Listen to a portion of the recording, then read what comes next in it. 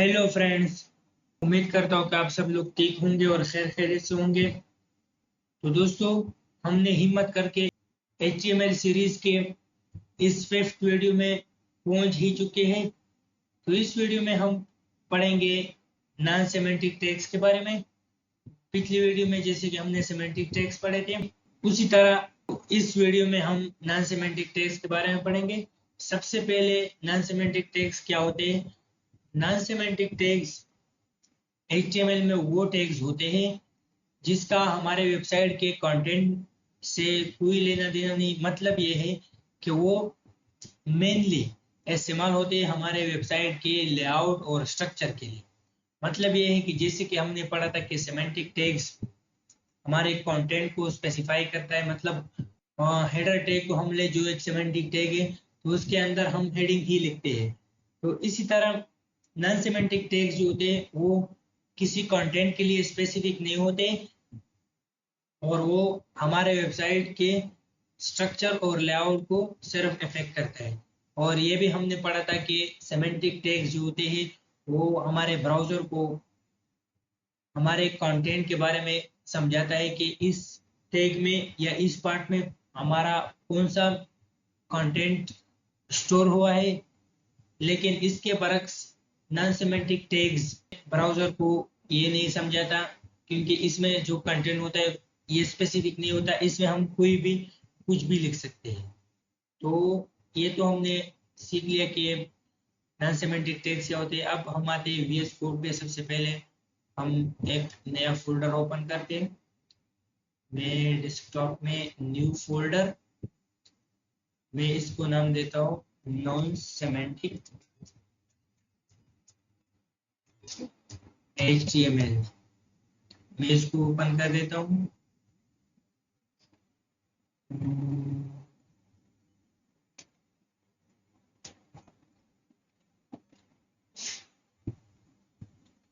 यहाँ पर मैं एक फाइल ओपन करता हूँ, index.html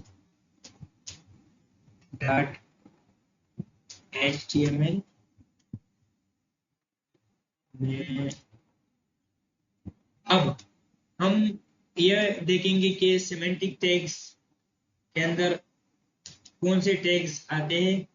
तो बात यह है कि सेमेंटिक टैग्स के अंदर बहुत सारे टैग्स आते हैं, जैसे कि बी टैग हमारे पास आ गया, और इसके अलावा आई टैग आ गया, जो मैंने आपको पहले भी बताया था। I tag, U tag, B मतलब बिग टैग, आई मतलब इटालियन, हम अपने टेक्स्ट को इटालियन फॉर्म में लिखना चाहते हैं। यू टैग, अंडरलाइन टैग, मतलब हम अपने टेक्स्ट को अंडरलाइन करना चाहते हैं। इसके अलावा और भी बहुत टैग्स है हमारे पास सेमेंटिक टैग में, जैसे कि सेंटर टैग, और भी बहुत चाहिए। लेकिन ये जो टैग्स है ये डिप्रिकेटेड टैग्स है। इसका मतलब क्या है कि ये अब इस्तेमाल नहीं होते। क्यों? क्योंकि ये बी जो टैग है ये हम अपने टेक्स्ट को बोल्ड बनाने के लिए इस्तेमाल करते थे पहले, लेकिन अब इसकी जगह CSS में हम फॉन्ट साइज की प्रॉपर्टी इस्तेमाल करते हैं अपने टेक्स्ट को बोल्ड बनाने के लिए। मतलब फॉन्ट साइज हम उनकी बढ़ा देते। फॉर एग्जांपल 25, 26 ये फॉन्ट साइज हम कर देते तो बी टैग्स इस्तेमाल करने की जरूरत नहीं पड़ती। अब आई टैग, इटालियन टैग, ये भी अब इस्तेमाल नहीं होता, क्योंकि इसकी जगह भी CSS में दूसरे प्रॉपर्टीज इस्तेमाल होते हैं। जैसे कि CSS में हम अपने टेक्स्ट को इटालियन बनाने के लिए टेक्स्ट डेकोरेशन की प्रॉपर्टी इस्तेमाल करते हैं। उसके अलावा ये यू टैग है, ये हम अपने टेक्स्ट को अंडरलाइन करने के लिए इस्तेमाल करते थे। लेकिन अब इसकी जगह CSS में वही और टेक्स्ट डेकोरेशन की प्रॉपर्टी इस्तेमाल होती है। सेंटर टैग पहले हम इस्तेमाल करते हैं, लेकिन इसकी जगह हम CSS में टेक्स्ट अलाइन की प्रॉपर्टी इस्तेमाल करते हैं। तो मतलब ये है कि ये जितने भी नॉन सेमेंटिक टैग्स हैं, ये जितने भी ये जो टैग्स है ये अब हम इस्तेमाल नहीं करते ज्यादातर। लेकिन सेमेंटिक टैग्स का एक टाइप जो हम बहुत ज्यादा इस्तेमाल करते हैं वो है ड्यू टैग। सबसे पहले हम ड्यू टैग लिखने का तरीका सीखेंगे। ड्यू, इस पर हमने क्लिक करना है, ये हमारे लिए ड्यू टैग शुरू है। अब ड्यू टैग हम किस चीज के लिए इस्तेमाल करते हैं? ड्यू टैग HTML में बहुत ज्यादा इस्तेमाल होता है और हर चीज के लिए इस्तेमाल होता है। हम अपने वेबसाइट में बहुत ज्यादा कंटेंट लिखेंगे और उस कंटेंट को हम डिफरेंट टैग्स में लिखेंगे। फॉर एग्जांपल टेक्स्ट को हम P टैग में लिखेंगे और इमेज को हम IMG टैग में लिखेंगे। तो इन सब टैग्स को इकट्ठा करने के लिए, टुगेदर करने के लिए हम ड्यू टैग इस्तेमाल करते हैं। अब इस चीजों को हम क्यों इकट्ठा करते हैं, क्यों टुगेदर करते हैं? ताकि हम इन चीजों को इजीली स्टाइल कर सकें। इसका मतलब क्या है? फॉर एग्जांपल मैं यहाँ पर लिख देता हूँ बहुत सारा टेक्स्ट। अब इसमें मैं कुछ लिखता हूँ, दिस इज मी। अब इनको मैं कॉपी करता हूँ,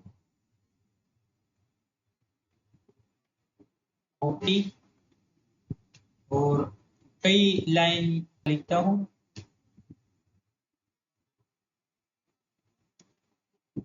यहाँ पर भी पेस्ट करता हूँ।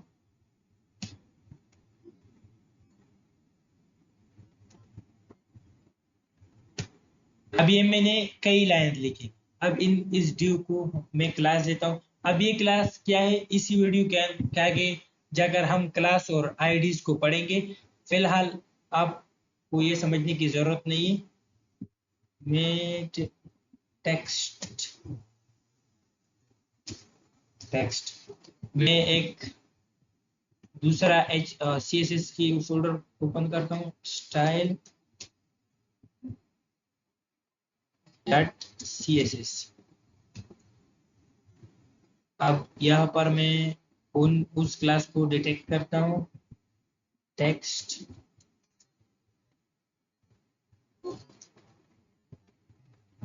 सबसे पहले मैं ये आपके लिए लाइव सर्वर में ओपन करता हूँ ताकि आपको पता चले कि ये टेक्स्ट पहले कैसे दिखता है। इसका फ़ॉन्ट साइज इतना है। मैं इसको CSS में स्टाइल कर देता हूँ, फ़ॉन्ट साइज। अब ये मैं क्या लिखता हूँ, फ़ॉन्ट साइज। ये HTML की टॉपिक है, आपको समझने की जरूरत नहीं है, मैं आपको सिर्फ समझाने के लिए ये सब लिखता हूँ। यहाँ पर हम उसी फाइल को लिंक करेंगे इसके साथ, style.css। अब इसको दोबारा ओपन करूँगा। अब ये इसका हमने फ़ॉन्ट साइज बड़ा किया। इसका फ़ॉन्ट साइज जो है, साइज इस टेक्स्ट का साइज बड़ा हो गया। अब मैं आपको ये बात समझाना चाहता था कि ये हमने 4 लाइन लिखी और इन चारों लाइनों को हमने एक ही टाइम में स्टाइल कर दिया, मतलब उसका फ़ॉन्ट साइज चेंज किया। अब अगर मैं ये ड्यू टैग न लिखता तो मैं इस लाइन को, इस लाइन को, इस लाइन को, सबको स्टाइल करता, तो ये बहुत मुश्किल काम बन जाता मेरे लिए। तो इसी चीज के लिए हम ड्यू टैग का इस्तेमाल करते हैं। और ये आपको पता है कि due tag non semantic tag है, तो इसके अंदर स्पेसिफिक कंटेंट हम नहीं लिखेंगे। मतलब जैसे कि हम हेडर टैग लिखते थे तो उसमें हम हेडिंग ही लिखते थे, वो सेमेंटिक टैग था। अब ड्यू नॉन सेमेंटिक टैग है, इसके अंदर हम कुछ भी डाल सकते हैं। मैं इसके अंदर इमेज भी डाल सकता हूँ, IMG, कुछ भी लिख सकता हूँ ड्यू टैग के अंदर। अब इसके बाद हम ये देखेंगे कि ड्यू टैग के अंदर हम कौन से टैग लिखते हैं। वैसे तो ड्यू टैग के अंदर हम कोई भी टैग लिख सकते हैं, लेकिन बाज स्पेसिफिक टैग्स है जो हम ड्यू टैग के अंदर लिखते हैं। तो ये है उनका लिस्ट। ये सारे वो टैग्स है जो हम ड्यू टैग्स के अंदर लिख सकते हैं। For example address tag, article, aside, canvas, black board, double D, due, due खुद, मतलब एक ड्यू टैग के अंदर दूसरा ड्यू टैग भी लिख सकते हैं, DN, DT, figure, footer, form, H1 to H6, header. ये सब टैग्स हम ड्यू टैग के अंदर लिखते हैं। अब आप लोग सोचोगे कि ये जो फुटर टैग है और हेडर टैग है, ये तो हमने पढ़ा था कि ये तो सेमेंटिक टैग्स है और div एक नॉन सेमेंटिक टैग है। तो आप इन नॉन सेमेंटिक टैग्स को div टैग के अंदर कैसे लिख सकते हो? तो इसका जवाब ये है कि हमने पढ़ा था कि div टैग जो है, क्योंकि नॉन सेमेंटिक टैग्स है, तो ये हमारे वेबसाइट के लेआउट यानी स्ट्रक्चर के साथ रिलेटेड है। इसका इससे कोई लेना देना नहीं कि इसके अंदर हमने कौन सा टैग डाला, कौन सा टैग लिखा। तो इससे कोई फर्क नहीं पड़ता।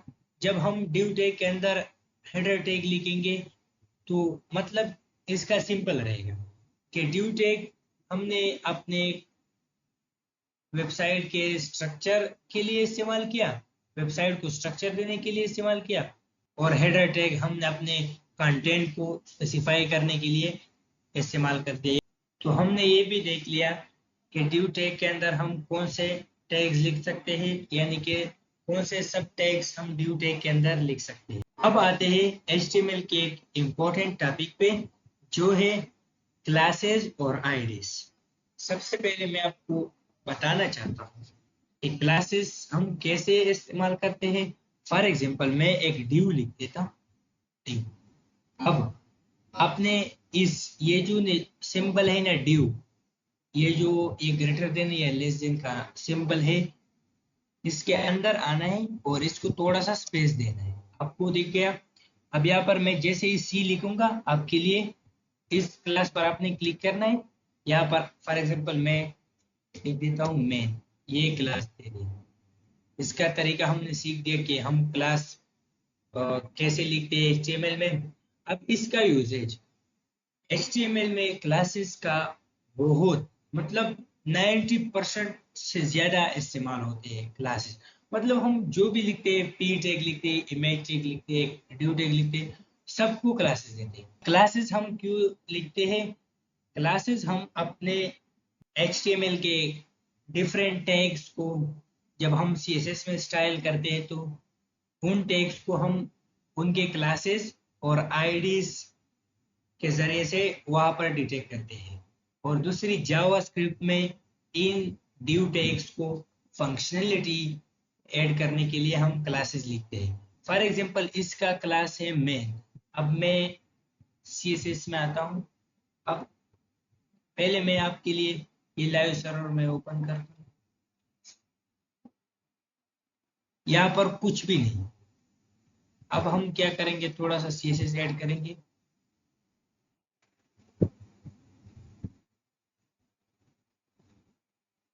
हमने इस क्लास को इस क्लास का नाम मेन है, तो हमने CSS में आकर यहाँ पर डॉट लगाना है, डॉट और उस क्लास का नाम लिखना है सेम टू सेम। मतलब अगर एक वर्ड्स की गलती भी हुई, कैपिटल और स्मॉल की गलती भी हुई, तो भी वो एक डिटेक्ट नहीं होगा। और मैं इसको थोड़ा सा स्टाइलिंग ऐड कर देता हूँ। Height is equal to 190 pixel, width is equal to 190 pixel also, background color। अब आ जाओ, ये हमारे लिए ड्यू टैग हमने HTML में लिखा था, उसको हमने CSS में स्टाइल कर दिया। अब इसके बाद हम आईडीज को देखेंगे कि हम सबसे पहले हम आईडी कैसे लिखते हैं। यहाँ पर मैं ड्यू टैग लिखता हूँ एक, वही तरीके अप्लाई करना है इस सिंबल के अंदर आके। आप जैसे इंटर करोगे आईडी आपके लिए आएगा, आप जो भी आईडी दे सकते हो। ये मेरे लिए, ये मैं आपको ये हटा दूं। अब CSS में आपने आईडी को कैसे डिटेक्ट करना है, ये आपका टॉपिक नहीं है, लेकिन मैं आपको समझाने के लिए ये कर रहा हूँ। अपने ये वाला सिंबल डालना है मेन,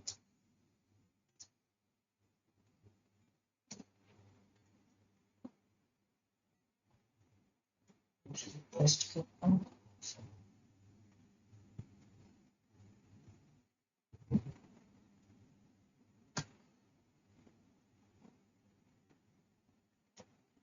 ये भी हमारे लिए आ गया, उस आईडी के जरिए हमने डिटेक्ट किया था। अब इसके बाद हम कुछ और टैग्स पढ़ेंगे जो कि शॉर्ट टैग्स है। सबसे पहले हम बटन टैग करेंगे कि जब हम अपने वेबसाइट में बटन डालते हैं तो हम बटन टैग इस्तेमाल करते हैं। तो BUG से आप इंटर करोगे, इस बटन टैग पर आपने क्लिक करना है। और मैं यहाँ पर जो है इन दोनों के दरमियान, इन बटन, इस बटन और इस बटन के दरमियान अपने बटन के अंदर जो कंटेंट डालना है वो आप लिखोगे। मैं डालता हूँ क्लिक मी, इसको खोलते हैं। ये बटन आ गया, बटन क्लिक में आ गया। सफर में एक दूसरा नाम देता हूँ, एक ब्लू कार्ट। ये बटन हमारे लिए आ गया। अब इसके बाद हम एक दूसरा टैग पढ़ेंगे और वो है आई फ्रेम टैग। सबसे पहले हम आई फ्रेम टैग लिखते हैं, आई फ्रेम। तो कभी कभार हम चाहते हैं कि हम अपने वेबसाइट के ऊपर कोई वीडियो शो करें या कोई एड जो हो वो शो करें, जो भी हो, लेकिन हम अपने वेबसाइट पर वीडियो दिखाना चाहते हैं तो उसके लिए हम आई फ्रेम टैग यूज करते हैं। उसके लिए आपने करना क्या है, सब मैं आपको एग्जांपल देने के लिए एक, आपने एक यूट्यूब वीडियो पे आना, इसमें नीचे आकर शेयर बटन पर क्लिक करना है, शेयर। अब इसमें जो एम्बेड का ऑप्शन है ना, इस पर आपने क्लिक करके ये आपके लिए इस वीडियो का HTML कोड लिखा हुआ है, जैसे आई फ्रेम वेट, तो उसको मैं कॉपी करता हूँ। आपने इसे कॉपी करना है और इस टैग के जो सोर्स है SRC के जो कॉमर्स है इसके अंदर पेस्ट करना है, पेस्ट। अब ये मैं आपके लिए खोल लेता हूँ ब्राउज़र में। ये काम नहीं कर, can not get iframe, क्यों? मैं आपको रीजन बता, क्योंकि यहाँ पर iframe SRC is equal to ये आई फ्रेम वेट। तो आई फ्रेम SRC के अंदर ये कोड, ये लिंक होना चाहिए था। तो इसके लिए हम इसको हटा देते हैं, आई फ्रेम वेट और आई फ्रेम हाइट, इसको हम हटा देते हैं और इस SRC को भी हटा देते हैं। तो ये हमारे लिए सेट हो गया। अब इसको खोल देते हैं तो ये वो वीडियो हमारे लिए आ गई। अब ये नीचे चीज क्या है, इसको भी आप हटा सकते हो।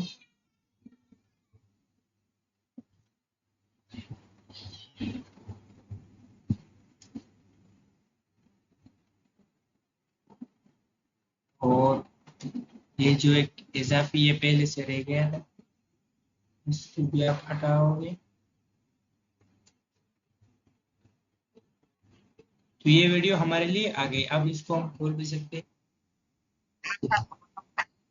अब इस वीडियो का साइज थोड़ा छोटा है और हम कभी कभार चाहते हैं कि वीडियो का साइज बड़ा हो, बड़ा दिखे, तो उसको हाइट और वेट देने के लिए आपने यहाँ पर आकर आई फ्रेम और SRC के अंदर आपने इसको थोड़ा सा स्पेस देना है। हाइट एज पर क्लिक, मैं फॉर एग्जांपल 200 पिक्सल हाइट देता हूँ और इसके बाद अपने इन काम, हाइट के काम से बाहर निकलकर वेट, वेट के लिए 200 पिक्सल। तो ये हमारे लिए, हमने अपने वीडियो को खुद ही उसका वेट और साइज कस्टमाइज कर दिया। अब इसका मैं थोड़ा सा वेट बढ़ा देता हूँ, 300 पिक्सल। अब इस वीडियो को हमने कस्टमाइज कर दिया, इसका साइज और हाइट भी चेंज कर दिया। तो आज के लिए इतना ही, मिलते हैं अगले वीडियो में। वीडियो अच्छी लगी तो वीडियो को लाइक और चैनल को सब्सक्राइब जरूर करिएगा।